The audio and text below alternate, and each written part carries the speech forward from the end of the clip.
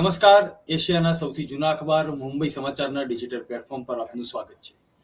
મિત્રો, વહેલી સવારથી રાજધાની દિલ્હી અને જંતર મંતર પર જે દ્રશ્યો જોવા મળ્યા તે કદાચ વહેલી સવારે એટલા માટે થયા કે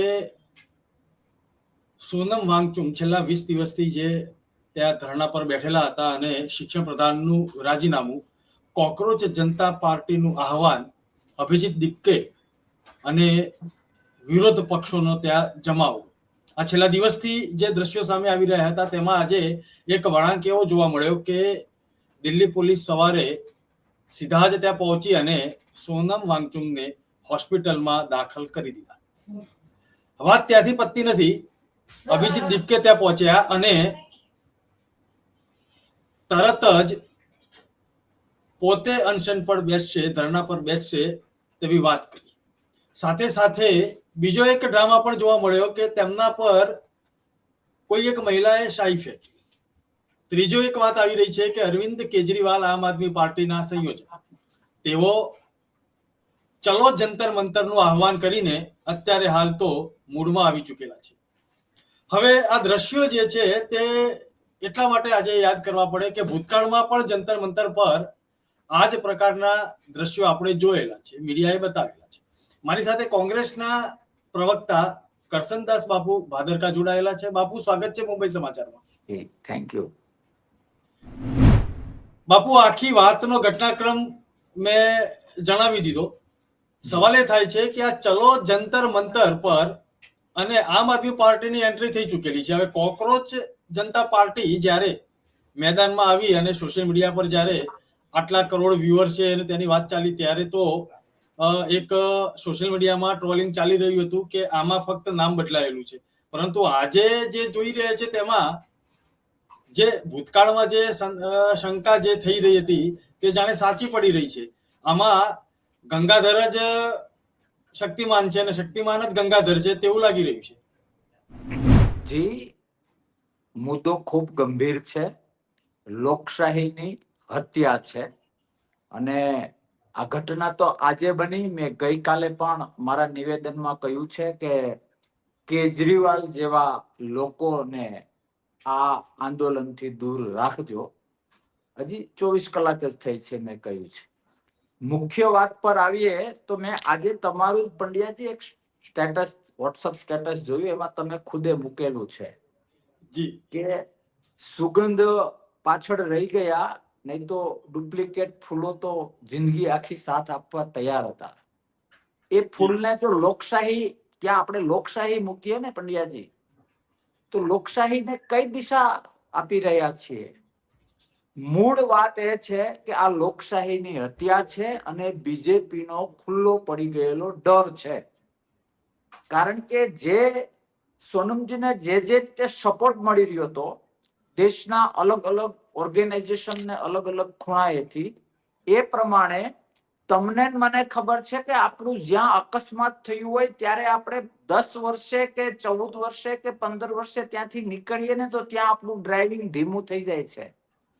જે ઘરમાં કોઈને સાપ કે વીંછી કરડ્યો હોય એક વખત, એ ઘરમાં સાપ અને વીંછીનું વિશેષ ધ્યાન રાખવામાં આવે છે કે આમાં આટલું નુકસાન થઈ શકે. બીજેપી અને લોકશાહી પ્રેમીઓને, આપણે આજના મુદ્દામાં રાજકારણ નથી કરવું, પણ જો લોકશાહી છે તો પાર્ટીઓ છે, આપણે બધા છીએ.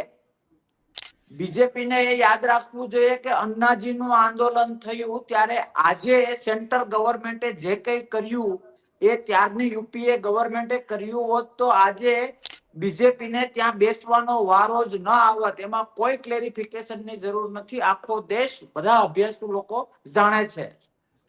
આંદોલન, વિરોધ એ લોકશાહીનો એક ભાગ છે. સહજતાથી કોઈ પણ રૂલિંગ ગવર્મેન્ટે એને એક્સેપ્ટ કરવો જોઈએ.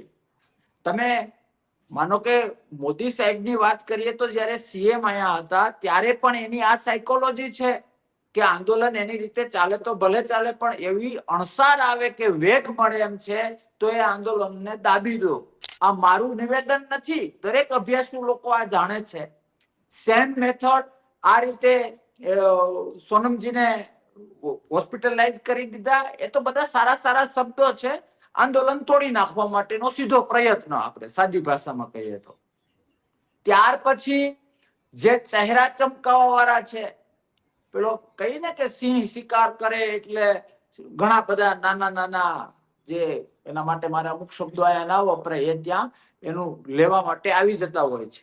એ રીતે રાજકીય પાર્ટીઓ, ગઈકાલે પણ મેં કહ્યું હતું ને આજે પણ કહ્યું હતું કે આંદોલન પોતાનો સ્વાર્થ, પોતાનો ચહેરો, પોતાની પાર્ટીનું માઇલેજ એ બધું સાઈડમાં રાખીને જ્યારે થતું હોય તો એ એક્સેપ્ટેડ છે.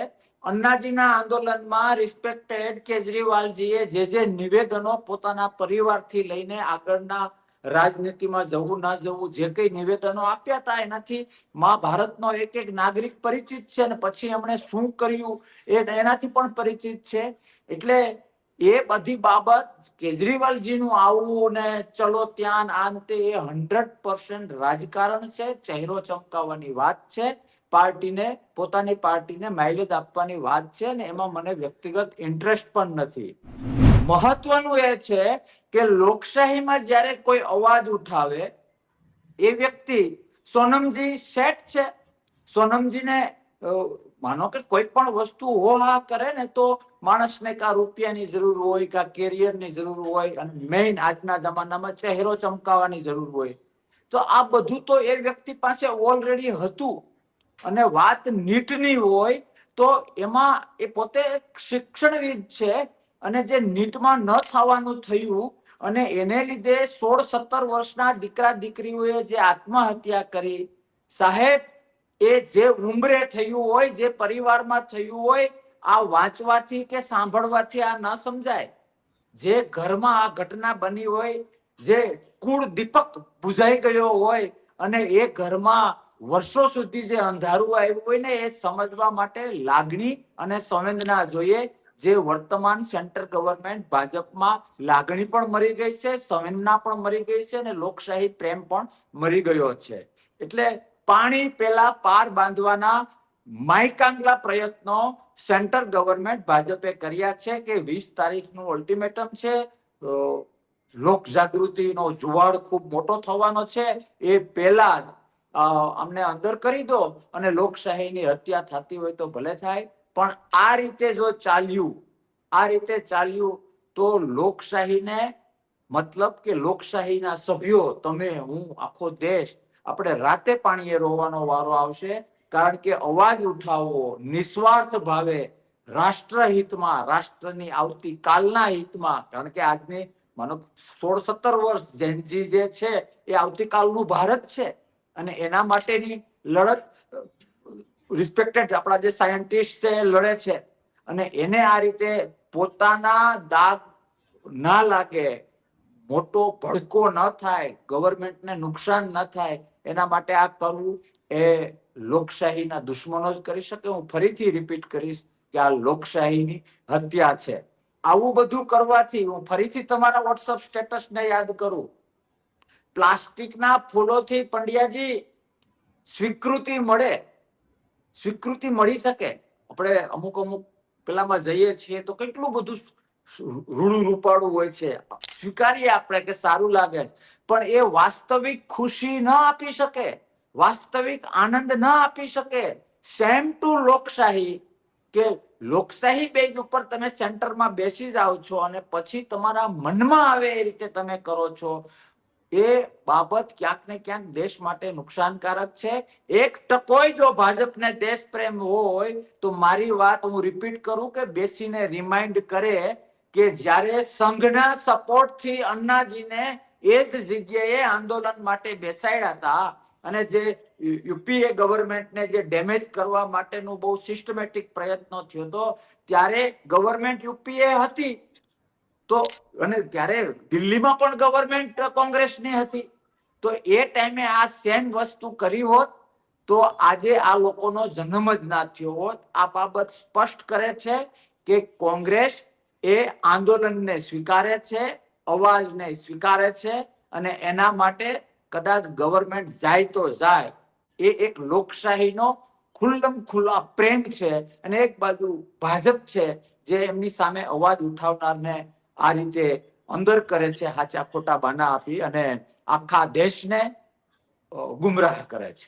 જી આપે જે વાત કરી તેમાં હું થોડી પૂર્તતા કરી દઉં.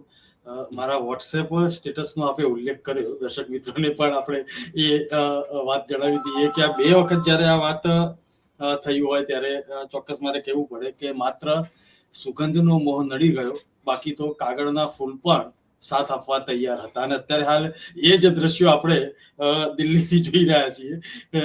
બાપુ, આ આખી વાત જે છે તેમાં ઘટનાક્રમ જોઈએ તો શરૂઆત અભિજીત દીપકે અને ત્યાર પછી સોનમ વાંગચુક તેમની આ આખી એક ચળવળમાં જોડાયા.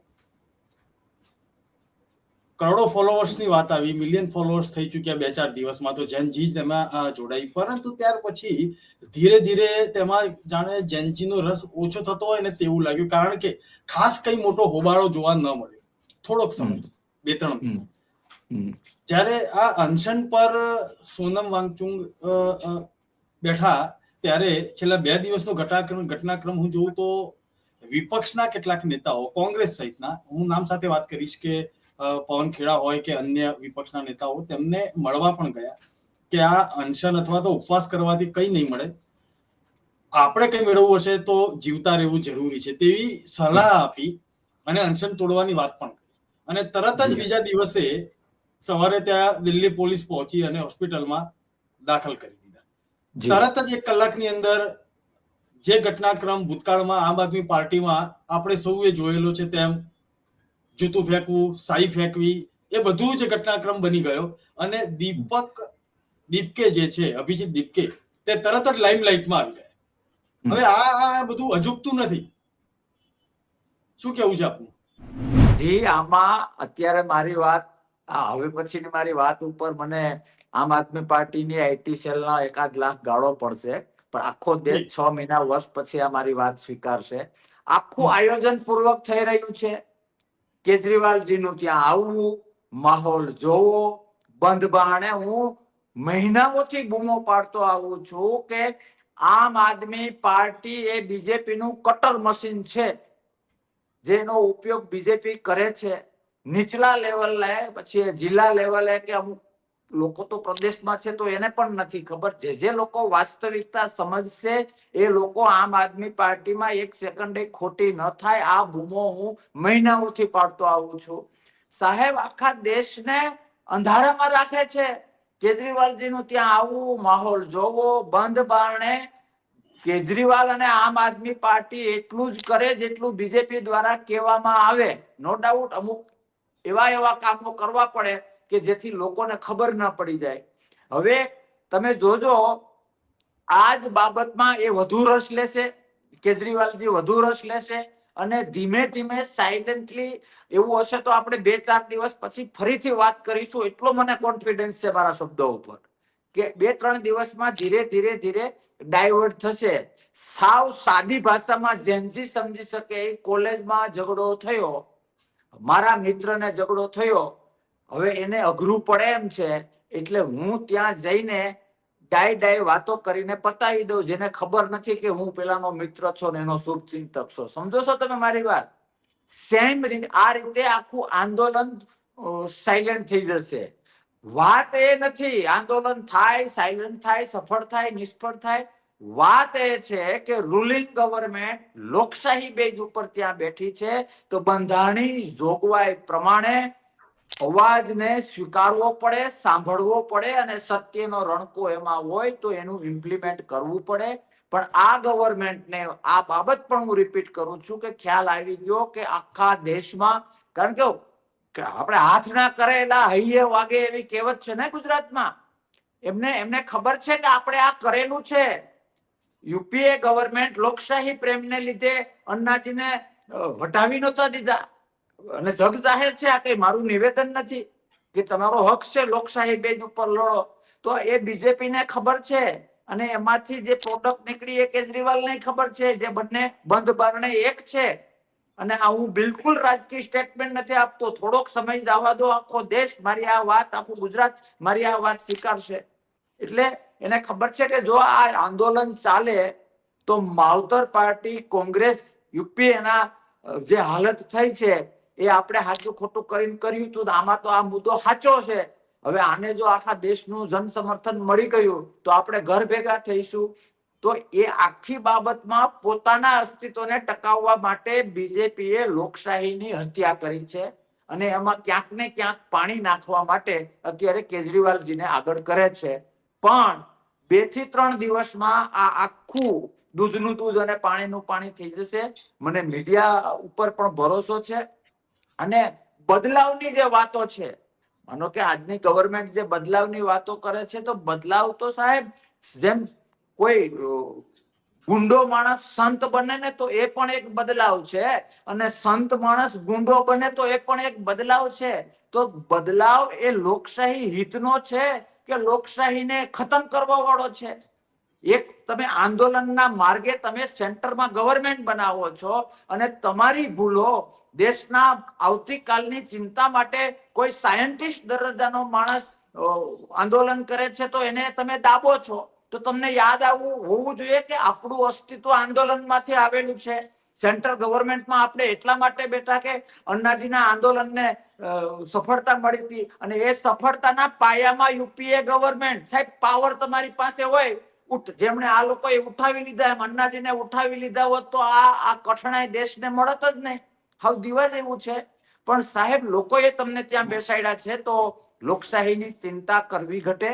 એના માટે સરકાર જાય તો ભલે જાય. આટલી લોકશાહીની ચિંતા કોંગ્રેસ જ કરી શકે, આ લોકોના જીનમાં જ નથી. જી બાબુ, એક છેલ્લો સવાલ છે કે આપે જે વાત કરી કે કદાચ આ આંદોલન પૂરું કરવું અથવા તો સમેટાઈ જાય તે માટે એક મહોરું આગળ ધરવામાં આવી રહ્યું છે. આપે નામ સાથે વાત કરી દીધી, પરંતુ તેમાં આમ આદમી પાર્ટીને શું ફાયદો? જી આમાં ફાયદા નુકસાન નું તો ક્યાં હોય? માનો કે તમે ને હું બંને પાર્ટનર છીએ, બરાબર? તમે બંને પાર્ટનર છીએ તો એવા આમ સંયુક્ત હોય ને કે ભાઈ 100 રૂપિયા કમાશો તો 50 તમને મળશે, 50 મને મળશે, અથવા તો તમે 10% પાર્ટનર હો તો એ રીતે છે. આમાં આખી જે અન્નાજીના આંદોલનથી જે આખી ગેમ રમાણી, સાહેબ એ આખો સબ્જેક્ટ બદલાઈ જશે. બાકી આમ આદમી પાર્ટીએ આજ સુધીમાં બીજેપીને ક્યાંય નુકસાન કર્યું હોય પોલિટિકલી કે સિસ્ટમમાં કે કોઈ પણ રીતે, તો એવો એક દાખલો બતાવો. પેલી ગવર્મેન્ટ દિલ્હીમાં આવી, હું આ બાબત પણ આ લગભગ અનેક વખત ડિબેટોમાં બોલી ચૂક્યો છું. શીલા દીક્ષિત સીએમ હતા, જે ભાજપથી નહોતા હટતા, એટલે આ મોરું ઊભું કર્યું. લોકોને ખોટા શબ્દ પ્રયોજન, ઈમાનદારી, શિક્ષણ ને આલ્યોન માલ્યોન ઉભા કરીને આ મોરું ઊભું કર્યું. બીજેપી દ્વારા, સંઘ દ્વારા એને ફંડિંગ આપવામાં આવ્યું અને ત્યાં આ લોકોની ગવર્મેન્ટ આવી અને વાયા કેજરીવાલ ત્યાં ભાજપની સરકાર આવી, કારણ કે પછી ત્યાં ભાજપ આવી. વાત પંજાબની હોય તો પંજાબમાં બીજેપી નું ચણા શેકાતા નહોતા, એટલે ત્યાં એમને પેલું પ્રમોટ. એક જગ્યા તો તમે મને એવી બતાવો સાહેબ કે જેમાં આમ આદમી પાર્ટીએ સાચી ખોટી વાતો કરીને ભાજપને નુકસાન કર્યું હોય. ઇવન ગુજરાતમાં 22માં કટર મશીન તરીકે કામ કર્યું. હું ખુદ એમાં 4 વર્ષ રહીને આવેલો છું, જોયેલું છે. આ કોઈની વાતો સાંભળેલી કે વાંચેલી નથી, મારું ખુદનું એનાલિસિસ છે કે આ બધી એવી મિલી ભગત છે કે કોઈ પણ સંજોગોમાં માવતર પાર્ટી કોંગ્રેસને એટલી નકારાત્મક ચિત્રો કે લોકમાનસ ઉપર એની અસર થતી હોય છે. અને ક્યાંક ને ક્યાંક મીડિયાની વાત હોય કે જે અત્યારે ચોથી જાગીરની વાત હોય, એમણે પણ થોડોક લોકશાહી પ્રેમ વધારવાની જરૂર હોય એવું મને નમ્ર ભાવે લાગી રહ્યું છે. જી બાપુ, આપણા સૌની આ સમગ્ર ઘટના પર નજર રહેશે અને ફરી ક્યારેક પણ આ પ્રકારની ઘટના ન બને તેવી તો આપણે આશા રાખીએ, પરંતુ રાજકીય જે ઘટનાઓ જોવા મળી રહી છે દેશની અને દુનિયાની, તેમાં સકારાત્મક કંઈક પરિણામ નીકળે તેવી આશા તો આપણે સૌ ચોક્કસ રાખીશું. આપ મારી સાથે જોડાયા તે બદલ હું આપનો આભાર માનું છું.